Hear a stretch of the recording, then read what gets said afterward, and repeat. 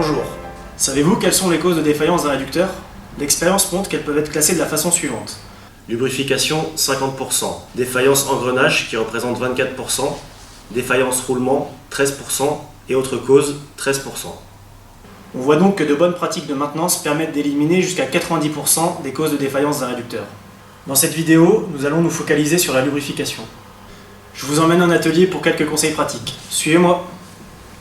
Le lubrifiant est un paramètre essentiel au bon fonctionnement du réducteur, puisqu'il permet de réduire l'usure par création d'un film d'huile entre les deux pièces en contact et une évacuation de la chaleur engendrée par le mouvement relatif entre les deux pièces en contact. On sera donc vigilant sur 3 points. D'abord, le bon respect des recommandations sur le type d'huile, la vérification du niveau d'huile et enfin la vérification de la qualité de l'huile après fonctionnement. C'est parti pour une démo.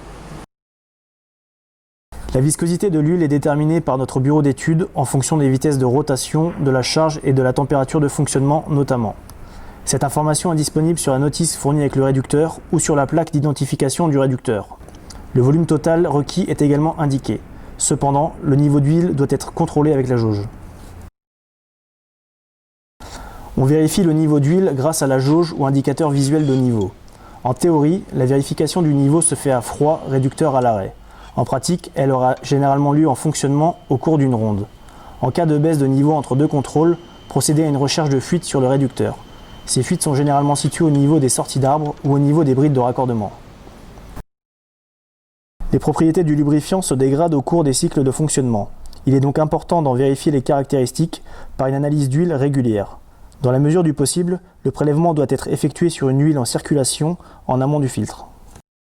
L'analyse est ensuite effectuée par un laboratoire spécialisé qui surveillera en particulier la viscosité, l'acidité et la présence d'eau. Il pourra éventuellement préconiser un remplacement de la charge d'huile.